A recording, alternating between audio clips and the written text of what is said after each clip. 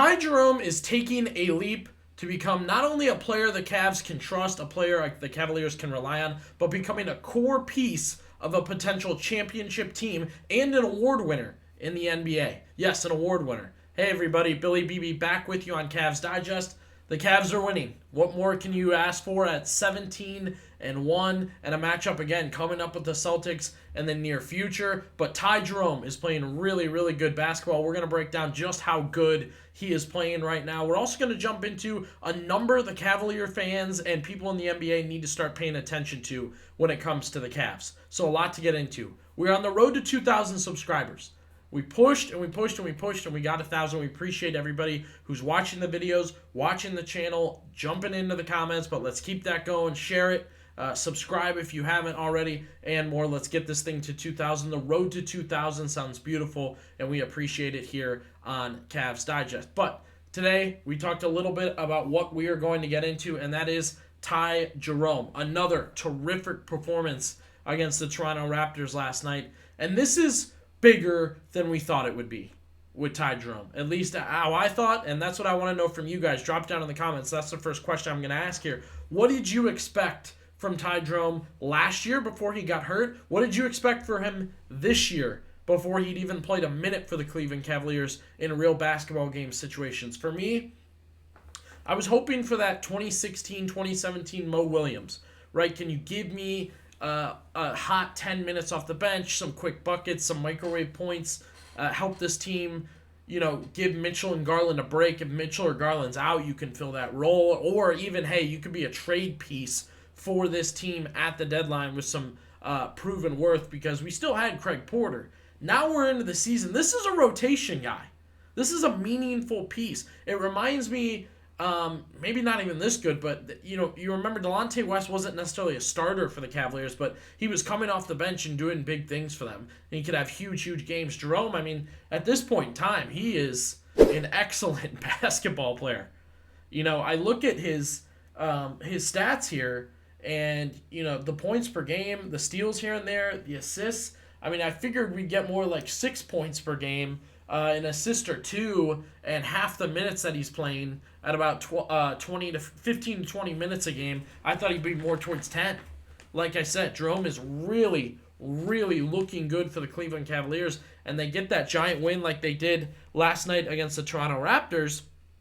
And not only is he, have a lot of points, which sometimes, okay, the Cavaliers are a dominating team, so you're just seeing them, play really well, but he has a good stat line in them, and he was a meaningful part about why they beat a team like the Toronto Raptors. Looking last night, Jerome, 26 points in 28 minutes. He was 9 of 14 from the field and 4 of 8 from 3 with 6 assists. He was terrific.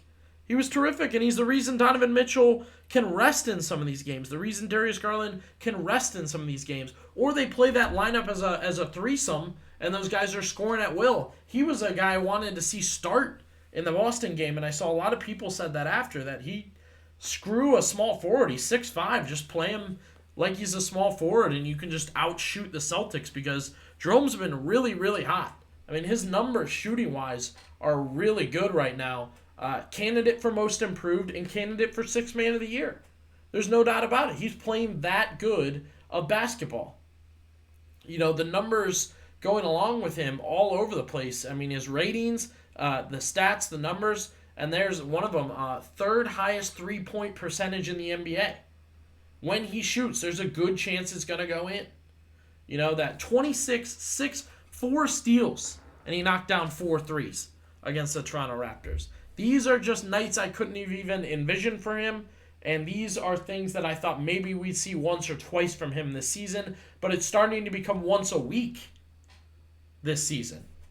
He is far outweighing our expectations, and I think he should be considered for most improved player or for sixth man of the year. He is giving that sort of effort.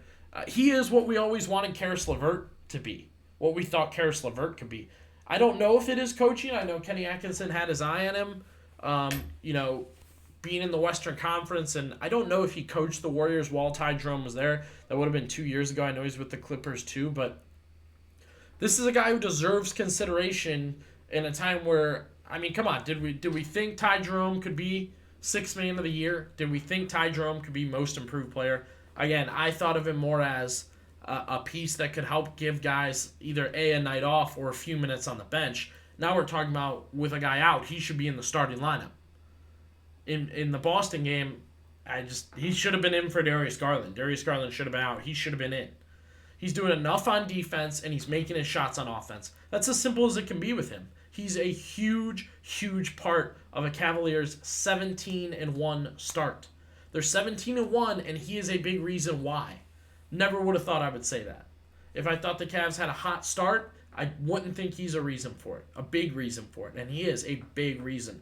You know, he might be up there with that Mobley advancement, the core four being healthy, the defense the Cavaliers are playing, the offense they're playing, but then, in that mix of reasons you're winning games, Ty Jerome has to be on it. He's playing really, really, really well right now. The numbers speak for themselves, but when you watch him too, his highlights are tremendous. The floaters, the pull-up threes, the hustle on defense. He's passing the eye test, and he's playing really good basketball on the defensive end. So excited for what Ty Jerome has done. Let me know in the comments. Is he sixth man of the year? Is he most improved player? I think he's one of those. Do you agree with me, or am I going too far too early? Let me know what you think on that. And then, what did you expect from Ty Jerome this season? Are you with me where you thought 10 minutes a game, 6 points here and there, one big night that was kind of a fluke thing? I don't think I ever thought he was going to be like Robin Lopez level where he barely gets in. But, like I said, that older Mo Williams where it was like we need some depth at point guard and kind of see what he does from there. Now, moving past Jerome, let's talk about the Cavaliers for a second. Everybody was really hyped up when they were undefeated, and fairly so. That was really, really fun at that 15-0 mark and eyeing that 25-0 record. The Cavaliers can seriously start considering 65 to 70 wins. They can seriously start considering 70 wins. That record of 73 is extremely difficult to get, but every night you expect to slip up or some type of random issue or some type of bloop or failure, and it never comes. And yes, one of the core four usually has an off night, and somebody's always out with an injury. Sam Merrill's been the latest. Max Strus has been all season, and you kind of think that'll add up. You kind of think it'll play a part. They win. They win again and again and again. And I understand, no, you're not going to get that 25-0 record by the Warriors, but 70 wins, very realistic for this team.